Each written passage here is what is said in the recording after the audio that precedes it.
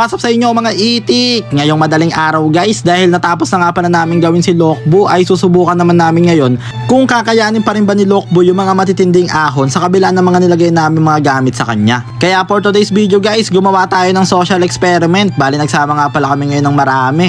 Bali 10 nga pala kaming katao dito sa loob guys, para malaman talaga kung kakayanin ni Lokbo. Kasama nga pala natin ngayon si Kuya Berto, nakasama namin gumawa, si Plantito Mer, si Baron, si Kuya, ako, si Lester 023, si Rolando, si Lorendo na kapatid ni Baron, at ang bunsong kapatid namin na mahiyain na si Joban, at si Ace Philip Asis na sumalaksak na parang mantis. At ayun na nga guys, tamang movie marathon nga lang pala muna kami ngayon dito guys habang bumabiyahe. Grabe, sobrang saya guys, tamang night ride lang sa gabi. Grabe, sobrang sarap sa feeling guys, samantalang dati tuwing umaga lang kami nakakapag night ride.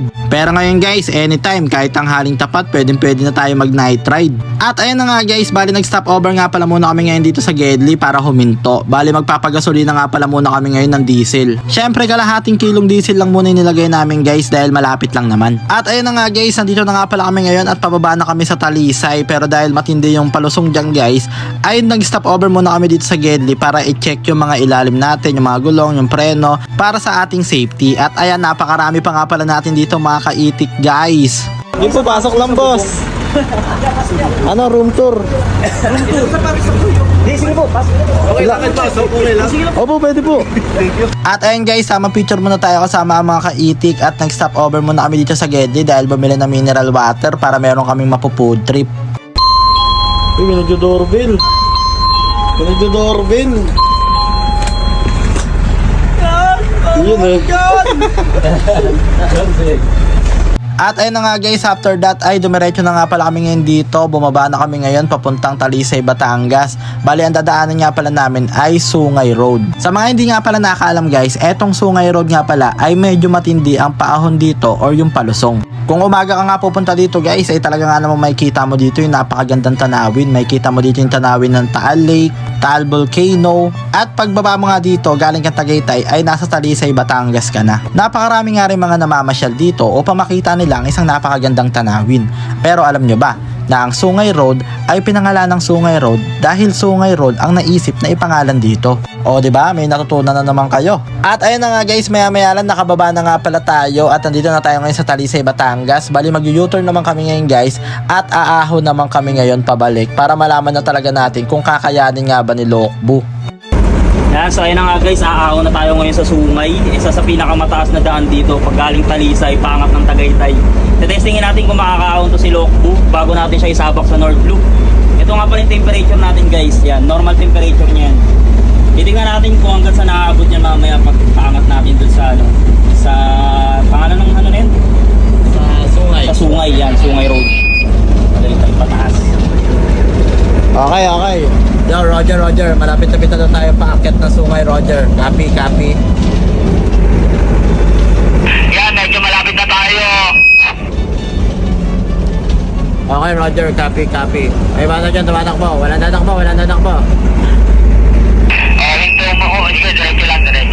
Sige. Sa may ilaw na yan, sa kanto, paglagpas mo dyan, malapit na tayo. Grabe. Sige. Copy, Roger. Copy. Ayun na si Baron na. Alam mo, nasa kabilang sasakyan eh, no? Dini na. Okay, copy, Roger. Kando na yan. Abisado kasi ito ni Barong guys eh, dahil dito si Barong nakatira eh. Dito siya nadaan lagi. Yan, ito na nga pala guys, ang Sungay Road.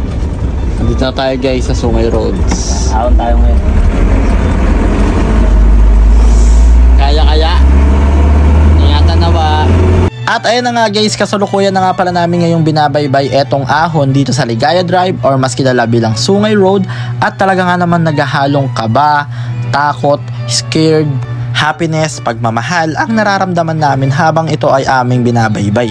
Dahil meron dito makikita natin dito may mga part na naglandslide na nakakakaba at nagdudulot sa atin ng takot. At talaga nga namang paahon dito At tamang kwento lang ako sa inyo dahil kinakabahan ako. Ganoon naman talaga pag kinakabahan guys, tamang kwento ka lang. Ayun ang pampatanggal ng kaba. At maya maya lang guys, ayan nakikita na natin ngayon ang mga city lights dito at malalaman natin na napakataas na talaga natin. Pero eto, wala pa tayo sa kalagitnaan na yata tayo. Pero eto, may mga matitinding ahon pa rin na dadaanan natin dito. At kung makikita nyo naman guys, grabe yung kurbada dito. Bukod sa pataas siya, ay talaga nga namang napakatarik at kurbada.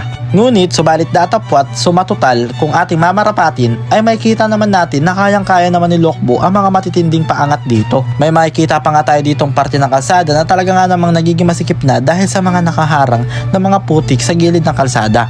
Pero eto nga pala ang temperature ni Lokbo at nasa letter C pa siya malapit. Sa mga hindi nakakaalam kung ano ang ibig sabihin ng letter C, ang letter C ay, ibig sabihin ay carry. Ibig sabihin, kaya niya pa. Ang letter H naman, pag pumunta siya doon, bawal yon kasi ang H ay hindi na carry. Kaya hindi niya nakaya.